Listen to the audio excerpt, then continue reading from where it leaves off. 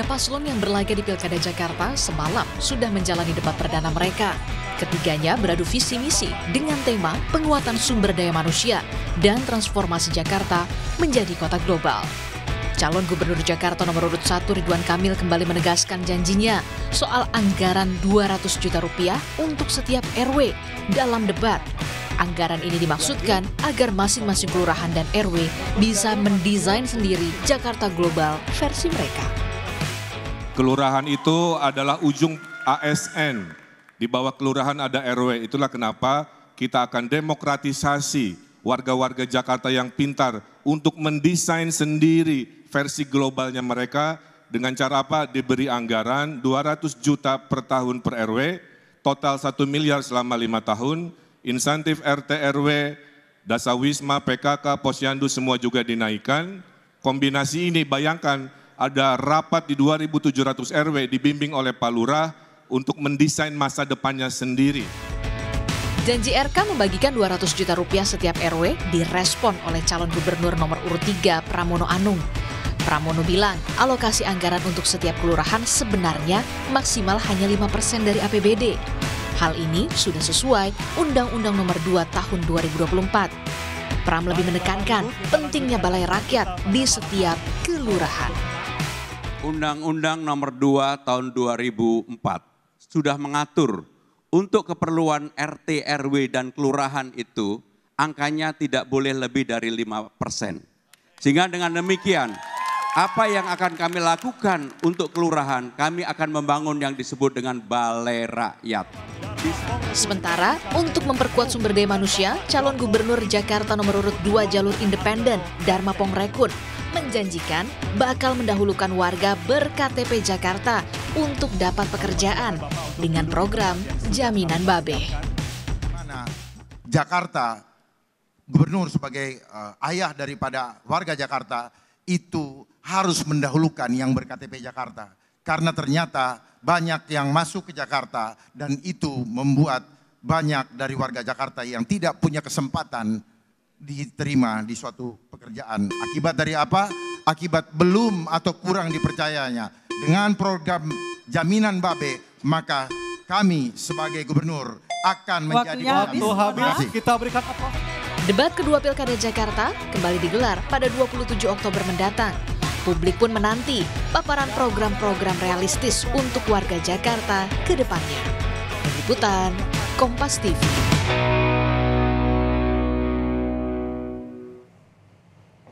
Tiga paslon yang berlaga di Pilkada Jakarta semalam sudah menjalani debat perdana mereka.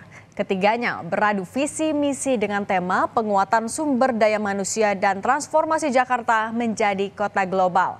Lalu siapa yang unggul dalam adu gagasan di debat perdana kemarin? Kita bahas bersama dosen ilmu politik Universitas Paramadina, Mas Ahmad Hoirul Umam. Mas Umam, apa kabar? Kabar baik, Mas Cindy. Alhamdulillah. Mas Umam, kita kan udah mendengar berbagai visi, misi, dan gagasan mulai dari soal macet, kesetaraan gender, dana anggaran soal RW, dan lain-lain. Mana yang jadi bintangnya tadi malam? Ya, memang semalam menunjukkan sebuah dinamika forum yang cukup baik. Kita juga bisa merasakan bagaimana kemudian pertarungan ide, gagasan dengan spektrum cara pandang yang beragam. Tetapi di saat yang sama tentu juga ada beberapa hal yang tampaknya juga masih cukup perlu diperdalam. Misalnya bicara tentang konteks bagaimana meningkatkan kualitas SDM ya, sumber daya manusia, dan juga terkait dengan bagaimana jaring aspirasi di masyarakat. Kalau sifatnya hanya memberikan insentif keuangan kepada level RT, kemudian RW, jangan sampai kemudian politik anggaran itu menjadi sebuah alat transaksional tanpa dibekali dengan cara terkait dengan konteks transparansi, akuntabilitas, dan juga ide-ide inovatif yang perlu digunakan untuk meningkatkan partisipasi sekaligus juga bagaimana memantik pertumbuhan ekonomi di level masyarakat di Jakarta.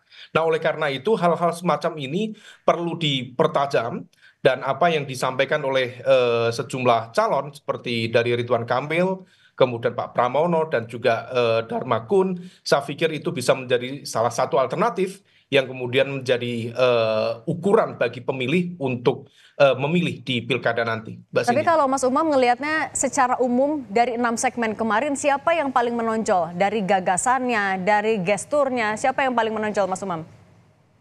Ya memang secara general, bagaimanapun juga Ridwan Kamil memiliki track record kepemimpinan di level tata kelola pemerintahan daerah. Ada track record terkait dengan upaya menghadirkan good governance di tingkat lokal atau local good governance, sehingga ketika dia menyampaikan alternatif kebijakan dan juga contoh-contohnya, memang lebih banyak menggunakan contoh-contoh di tingkat lokal yang sifatnya lebih tangible, lebih terukur. Sementara kemudian Pak Pramono tentu penguasaan makro dalam konteks kenegaraan beliau juga cukup memadai, tetapi juga di saat yang sama mungkin pertama ya ketika beliau dalam mempresentasikan itu membaca materi yang disiapkan, rasa-rasanya kemudian itu memunculkan pertanyaan terkait dengan kesiapan dan juga penguasaan terhadap materi. Tetapi secara umum Pak Pramono juga menunjukkan kemampuan untuk berargumen dengan baik. Meskipun referensi-referensi digunakan dalam konteks kebijakan publik tidak banyak kemudian yang mengulas dalam konteks lokal. Jadi aspek lokalitas ini yang tampaknya ke depan perlu diperkuat lagi oleh Pak Pramono dan bisa di backup oleh Rano Karno sendiri yang juga pernah memiliki track record dalam konteks tata kelola pemerintahan lokal. Oke, Mas Umam, yang jadi PR kan adalah bagaimana mereka juga bisa membumikan visi misi gagasan mereka agar dimengerti oleh masyarakat Jakarta. Nah, kalau melihat dari debat kemarin, bisa dibilang sesuai nggak dengan harapan publik?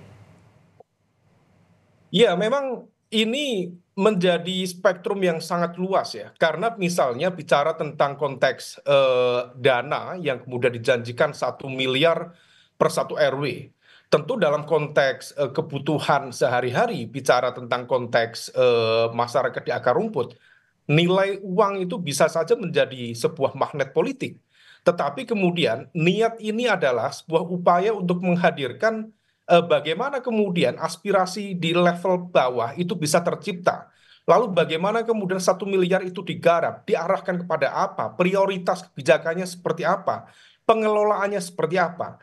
Nah, khawatirnya para paslon ketika kemudian menawarkan itu, maka kemudian tidak dibarengi dengan instrumen-instrumen yang jelas dalam konteks aplikasinya. Nah, ini yang kemudian perlu diantisipasi. Kalau misalnya Ridwan Kamil bisa memberikan penjelasan dengan jauh lebih komprehensif terkait dengan bukan hanya distribusi 1 miliarnya, tetapi bagaimana kemudian mengorkestrasi. Misalnya wilayah Jakarta Utara punya potensi atau kapasitas dalam bidang apa, kemudian masyarakat di Jakarta Timur punya potensi di bidang apa, lalu kemudian bagaimana saling menguatkan, saling mensubsidi dan lain sebagainya, itu akan jauh lebih clear. Tetapi kalau hanya distribusi 1 miliar dan kemudian diberikan begitu saja, tentu ini akan berpotensi menjadi alat politik transaksional yang kemudian berkedok dengan dana-dana aspiratif dan lain sebagainya. Nah, ini yang kemudian membuka ruang bagi Pramono Anung misalnya untuk melakukan serangan terhadap ide tersebut, misalnya dengan menyampaikan bahwa tidak boleh lebih dari 5% dalam konteks angka di level RT RW itu. Nah, ini yang kemudian perlu dicermati secara detail. Oleh karena itu di forum-forum yang akan datang, rasa-rasanya tim sukses termasuk juga para paslon perlu menimbang secara lebih detail dengan ukuran-ukuran yang lebih jelas. Kalau misal itu cukup make sense, saya pikir itu akan bisa jauh lebih menjadi magnet kekuatan politik ke depan.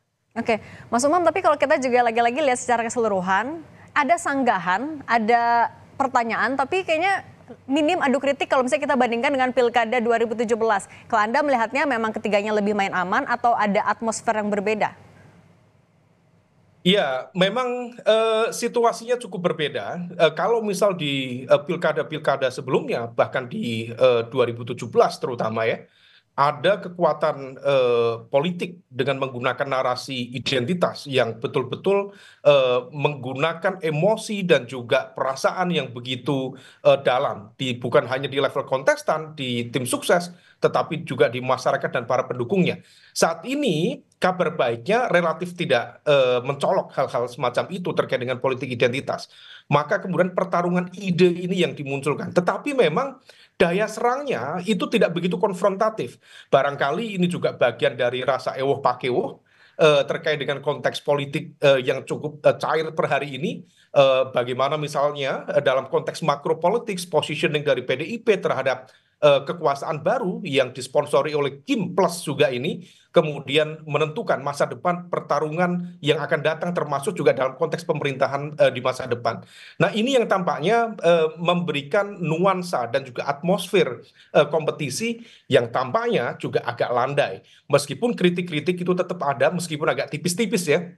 Misalnya ketika Pak Pramono menyinggung lagi-lagi misalnya ide Ridwan Kamil dan juga Pak Dharma Kun ya misalnya terkait dengan penggunaan kartu-kartu tertentu. Bagi Pak Pram dikatakan bahwa sudah terlalu banyak kartu dan itu memang gimmick lama yang digunakan oleh Pak Jokowi sejak Pak Jokowi tampil di Pilkada DKI Jakarta. Nah, oleh karena itu serangan-serangan ini akan jauh lebih substansial kalau misal memang masuk ke dalam ranah kebijakan publik. Semakin calon dan juga kandidat mampu menjelaskan kepada publik dengan ukuran yang lebih tangible, lebih merakyat, lebih memadai kepada masyarakat-masyarakat dengan tingkat literasi yang relatif menengah bawah, saya pikir itu akan jauh lebih efektif untuk menjadi mesin kampanye pemenangan ke depan. Oke, Mas Umam, masing-masing kan juga punya program unggulan yang disampaikan di debat kemarin. Misalnya kalau nomor urut 1 ada dana atau anggaran untuk RW 200 juta, kemudian tadi jalur transportasi sungai, kemudian kalau nomor urut 2 ada soal bagaimana manajemen publik itu yang harus dibenahi, internet gratis, kalau nomor urut 3 transportasi publik yang juga gratis untuk 15 golongan, kemudian ada juga soal kartu sakti. Mana yang paling realistis sebenarnya untuk kondisi Jakarta sekarang? Realistis atau tidak memang bergantung pada bagaimana nanti mengeksekusi. Kalau misal memang program-program itu bisa dilakukan dengan konsisten ya, memang hampir semua di dalam konteks semua program, semua jenis kebijakan publik, kuncinya pada satu titik, yaitu political will of the top political leader. Kalau misal memang dia punya ukuran yang clear, bagaimana kemudian dalam konteks anggarannya juga bisa di-backup secara memadai, instrumen-instrumen dan juga aktor dalam konteks pelaksanaan dari kebijakan itu bisa digerakkan, harusnya tidak ada masalah. Kalaupun kemudian ada vested interest, ada konflik interest dalam proses pengambilan kebijakan, harusnya juga bisa diakomodir atau bisa dinegosiasikan.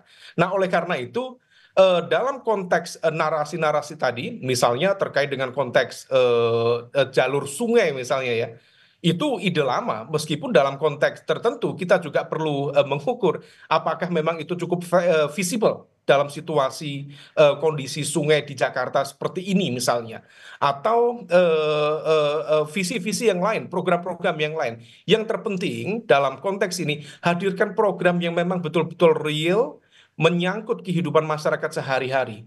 Kalau misal kemudian ada program yang sifatnya gimmick ya, karena ada cukup banyak lah, mulai mobil curhat, kemudian program sekoper cinta dan lain sebagainya, itu adalah narasi-narasi gimmick. Oke, dalam konteks tertentu ada poin-poin kebijakan publiknya, tapi kemasannya itu tampaknya lebih ditonjolkan daripada isinya.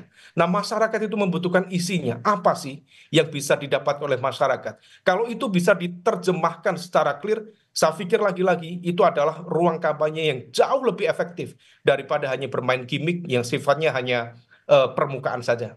Nah, kalau kita mengambil dari sudut pandang warga Jakarta, visi misi gagasan yang disampaikan sudah cukupkah untuk menarik hati warga Jakarta sesuai dengan kebutuhan? Apalagi kan kita tahu ya, masih ada belasan persen warga Jakarta yang juga belum punya pilihan sejauh ini. Secara umum begini, bahwa visi misi itu seringkali dalam kontestasi politik di Indonesia tidak menjadi sebuah variabel yang cukup menentukan di dalam konteks keterpilihan seorang calon. Memang dalam ruang percakapan publik, dalam konteks opini publik, memang itu cukup berpengaruh. Terutama kalau misal kemudian ada satu argumen yang kemudian misleading dan kemudian digarap oleh tim sukses rival dengan serangan-serangan dan lain sebagainya. Tetapi dalam konteks keterpilihan di level akar rumput, rasa-rasanya ada cukup banyak faktor, termasuk mulai dalam konteks jaringan sosial politik, kemudian terkait dengan konteks mesin politik partai, bahkan pada konteks tertentu di level menit-menit terakhir, yaitu terjadinya serangan money politics yang juga cukup efektif mengubah arah preferensi politik masyarakat di tingkat akar rumput. Nah, ini yang kemudian harus diantisipasi dengan baik. Nah, akan jauh lebih efektif belajar dari kemenangan Pak Jokowi misalnya di Pilkada DKI Jakarta 2012 yang lalu. Waktu itu hampir semua lembaga survei banyak memprediksi bahwa Pak Fauzi Bowo akan memenangkan pertarungan satu putaran. Tetapi kemudian terbukti Pak Jokowi dengan narasi yang jauh lebih down to earth, lebih tangible, dengan kalimat-kalimat yang lebih memungkinkan dicerna oleh masyarakat di akar rumput, ternyata mampu menahan di putaran kedua dan akhirnya kemudian memenangkan pertarungan di putaran kedua. Artinya memang per hari ini visi misi dalam ruang debat tidak menjadi sebuah preferensi tunggal dan juga dominan dalam menentukan preferensi politik publik. Tetapi kalau misalnya itu bisa dilakukan secara optimal, fakta politik pernah mengajarkan kepada kita bahwa to some extent that's very effective political campaign strategy. Oke, Mas Umam, terakhir, ekspektasi Anda untuk debat yang kedua untuk Pilgub Jakarta apa? Ya, ke depan sebaiknya masing-masing calon lebih fokus di dalam konteks bertalian atau berkaitan dengan sosial ekonomi masyarakat di kelas menengah ke bawah. Karena mereka adalah segmen kelompok masyarakat ekonomi politik yang akan terdampak langsung pada kebijakan publik di level DKI Jakarta. Dan otoritas kekuasaan pemerintah Jakarta sendiri masih tetap kuat, meskipun ibu kota sudah bergeser nanti di IKN Nusantara misalnya, tetapi tetap APBD Jakarta itu sekitar 80-an triliun, dan angka itu adalah gabungan dari sekian banyak kementerian di level nasional. Artinya kekuatan logistik ini harus dijelaskan kepada publik di sektor mana, terutama terkait dengan bicara masa depan masyarakat, maka bicara Human Development Index. Bicara Human Development Index, maka bicara pendidikan, kemudian kesehatan dan kesejahteraan. Kalau per hari ini masih banyak menjanjikan tentang konteks yang sifatnya superficial, infrastruktur, taman, dan lain sebagainya, itu hanya bicara jangka pendek. Seorang pemimpin, seorang nobleman, seorang statesman atau negarawan yang benar-benar memiliki visi yang kuat, visi yang besar terhadap masa depan bangsanya, maka berpikir 20 tahun yang akan datang, 30 tahun yang akan datang. Nah, di level itu, kalau misal kemudian nanti bisa menjelaskan secara lebih clear bagaimana kemudian mengurus kualitas pendidikan, kesehatan, dan kesejahteraan, menghadirkan intermediary industries di bukan hanya di Jakarta Timur, di Jakarta Utara, tetapi juga di kota-kota satelit sekitar Jakarta untuk menopang ekonomi yang besar ini, itu akan jauh lebih dahsyat ke depan. Oke, baik. Dosen Ilmu Politik Universitas Paramadina, Mas Ahmad Hoirul Umam, terima kasih sudah berbagi di Rumah Pilkada. Sehat selalu, Mas. Terima kasih, Mbak Cindy.